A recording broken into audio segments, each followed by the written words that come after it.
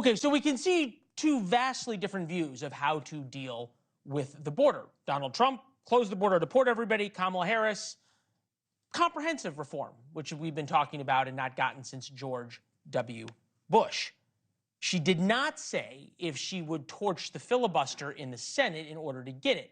She promised to do that to get Roe and abortion freedoms put into law. Mark Halperin's here, longtime political director for ABC News, now the host of The Two-Way on YouTube and other places that you can subscribe, one of the best Twitter feeds as well in politics. Mark, thank you.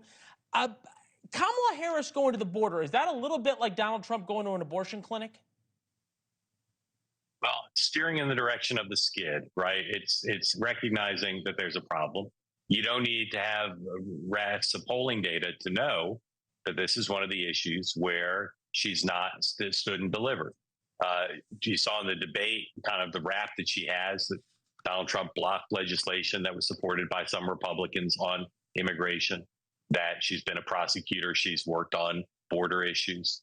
But there's no doubt that the central question, none of the interviewers who've had access to her have really drilled down on it, is how do you explain several years of failure as part of the Biden-Harris administration, which is not a partisan judgment or a snide judgment. It's the judgment of almost every Democrat I know who's had to deal with the implications in New York City, where I live, in Arizona, pretty much all 50 states. So this is going to be a challenge for her. The stagecraft of this will be difficult. Her other trip to the border in her Lester Holt interview did not go well, probably one of the public low points of her vice presidency.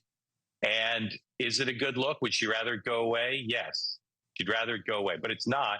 And like I said, she's steering in the direction of the skid. She's going to try to confront it and take it on rather than just wait to see if the voters render a verdict on it adverse to her.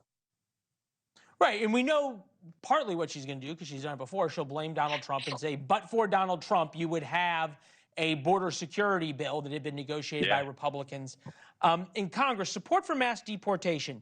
Majority of Americans, 54%, support the mass deportation of undocumented immigrants. 86% of Republicans, 58% of independents, 25% of Democrats. I've said a few times, I think the Democratic number is probably higher because there's an unwillingness to admit that, perhaps, to a pollster. But the one thing we've seen Harris do over and over and over again, and she did it in the soundbite with MSNBC about the border, she did it when asked about housing. It's always a holistic approach, a comprehensive approach, which gets you to dealing with the root causes, which gets you to more government intervention, more equity, on and on and on. There does seem a reluctance by her to move away or to say anything without also giving a huge nod to the progressive wing of the Democratic Party that, at least on immigration, that poll shows America is not with. Well, so immigration is an issue that Donald Trump has owned, and his critics would say he's demagogued it, he's exploited it, he's made it a wedge issue, he's used imprudent, inflammatory rhetoric. All true. But what's also true, as your question just suggested, and that poll data suggests, is some of the most out there positions he's taken are in fact quite popular. Now, does that mean they're good public policy? Does that mean he's right to support them, or that he even believes in them? Not necessarily to any of them. But in a presidential election context, having the public on your side is a good thing.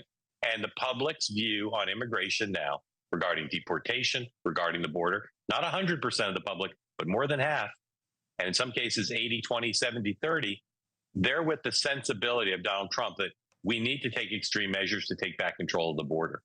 So you're right that I think her Achilles heel, I think her greatest political weakness is not just an unwillingness to cross the left. She doesn't like to cross anybody. She likes to evade answering specifically on issues where she knows there are political landmines. And immigration is as filled with landmines as a public policy issue as anything. And Donald Trump bulls right ahead. He doesn't mind if the landmines explode because he's just going to keep on walking. Thanks for watching. Go to joinnn.com to find NewsNation on your television provider. And don't forget to click the red subscribe button below to get more of NewsNation's fact-driven, unbiased coverage.